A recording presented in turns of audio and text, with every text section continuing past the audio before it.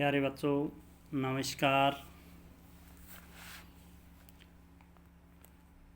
तो +1 में आज हमारा दूसरा टॉपिक है। पिछले वीडियो में हमने पढ़ा था कि अर्थशास्त्र क्या है, उसकी कौन कौन सी परिभाषाएं हैं। और आज हमारा +1 में जो टॉपिक है वह है सांख्यिकी, स्टैटिक्स। कि व्हाट इज स्टैटिक्स, सांख्यिकी क्या है। तो मुख्य रूप से आपको बड़ी सरल सी भाषा में याद रखना है कि सांख्यिकी संख्याओं का समूह है जिसके आधार पर हम निष्कर्ष निकालते हैं तुलना करके। यानी सांख्यिकी संख्याओं का वह समूह है जिसकी तुलना करके हम कोई निष्कर्ष निकाल सकें, कोई परिणाम निकाल सकें। जैसे आप ये कहो कि मेरे पास 100 रुपये हैं, तो 100 रुपये संख्या ज़रूर है लेकिन ये सांख्यिकी नहीं है। मेरे पास 100 रुपये हैं और मेरे दोस्त के पास, राम के पास 500 रुपये हैं, तो ये सांख्यिकी है, क्योंकि अब हम दोनों की आय की तुलना कर सकते हैं कि उसकी आय 100 रुपये है, उसकी 500 रुपये है।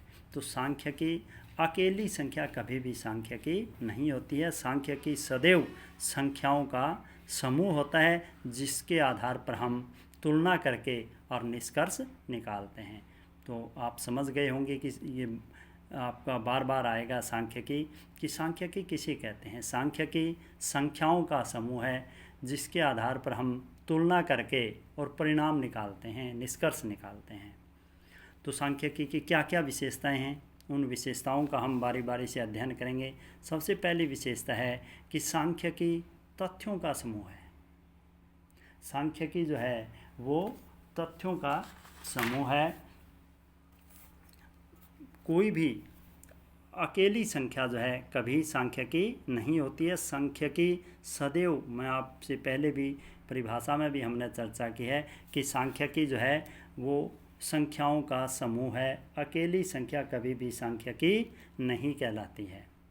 दूसरी विशेषता है कि सांख्यिकी को सदैव संख्या में व्यक्त किया जाता है। कि दूसरी विशेषता है सांख्यिकी की कि सांख्यिकी को संख्या में व्यक्त किया जाता है। यानी कोई भी चीज़ जो संख्या में व्यक्त नहीं की जा सकती वो सांख्यिकी नहीं कहलाती है। कि जैसे कोई छोटा है, बड़ा है, अमीर है, गरीब है, तो ये गुणात्मक जो चीज़ें हैं जिनको हम गुणात्मक चीज़ें कहते हैं, ये सांख्यिकी नहीं कहलाते हैं। सांख्यिकी को हमेशा संख्या में व्यक्त किया जाता है। जैसे राम का वज़न 50 किलो है, मोहन का वज़न 47 किलो है। तो इस तरह से यानी किसी भी कथन के अंदर अगर संख्या है तो वो सांख्यिकी है। और संख्या भी अकेली नहीं, संख्याओं का समूह है जिसकी हम तुलना कर सकें, तो वो सांख्यिकी है। तो सांख्यिकी को सदैव किस में व्यक्त किया जाता है, संख्या में व्यक्त किया जाता है कि वो आदमी बहुत ईमानदार है, तो ये सांख्यिकी नहीं है। वो आदमी, फलां आदमी जो है वो बहुत मेहनती है, तो ये सांख्यिकी के अंदर ज़रूरी है कि उसको संख्या में व्यक्त किया जाए। तीसरी जो विशेषता आती है वो आती है कि सांख्यिकी किसी एक कारण से प्रभावित नहीं होती। सांख्यिकी जो है वो कई कारणों से, अनेक कारणों से प्रभावित होती है। क्योंकि अगर सांख्यिकी किसी एक कारण से प्रभावित होगी और हम उस कारण को हटा देंगे तो वो आंकड़े सामान्य बन जाएंगे, उनका कोई महत्व नहीं रह जाएगा। तो सांख्यिकी जो है सदैव कई कारणों से प्रभावित होती है। अगली बात आती है कि उचित मात्रा में शुद्धता। सांख्यिकी के अंदर हम जो डाटा इकट्ठा करते हैं, जो आंकड़े इकट्ठे करते हैं, वो उन आंकड़ों को एकत्रित करने में बहुत ही शुद्धता का ध्यान रखा जाना चाहिए। अगर आंकड़े शुद्ध नहीं होंगे, जो आंकड़े हमने इकट्ठे किए हैं, अगर उनमें किसी प्रकार की अशुद्धता होगी तो हाँ, इससे हमारा परिणाम प्रभावित होगा, परिणाम सही नहीं आएगा। इसलिए सांख्यिकी के जो आंकड़े इकट्ठे किए जाते हैं उनमें उचित मात्रा में शुद्धता पाई जाती है। अगली बात आ जाती है कि एक दूसरे से संबंधित होना। ये भी सांख्यिकी की विशेषता है कि भाई सांख्यिकी एक दूसरे से संबंधित होते हैं। जो आंकड़े इकट्ठे किए जाते हैं वो एक दूसरे से संबंधित होंगे, तभी एक दूसरे से जुड़े हुए होंगे, तभी हम उनकी तुलना कर पाएंगे और तुलना करके हम परिणाम निकाल पाएंगे।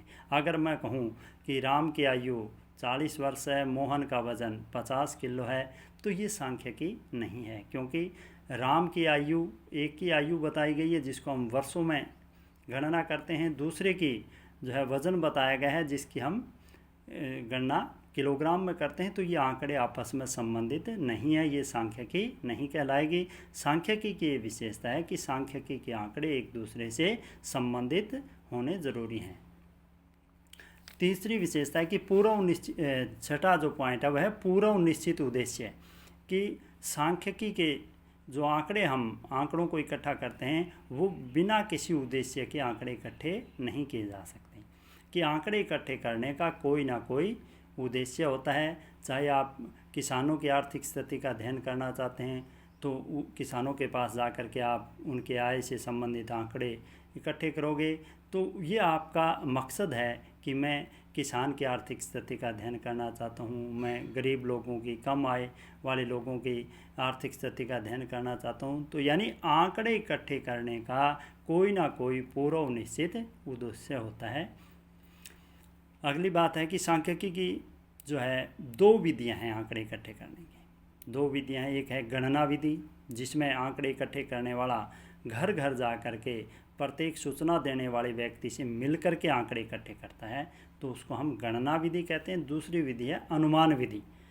अनुमान विधि वो विधि होती है जिसमें आंकड़े इकट्ठे करने वाला घर घर जा कर के या सूचना देने वाले प्रत्येक व्यक्ति से ना मिल कर के कुछ लोगों का एक सैंपल ले कर के और उसके आधार पर पूरे जो समग्र का जो है वो परिणाम निकाल देता है, इसको हम अनुमान विधि कहते हैं। तो आंकड़े इकट्ठे करने की सांख्यिकी की दो विधियां हैं, एक गणना विधि है, दूसरी अनुमान विधि है।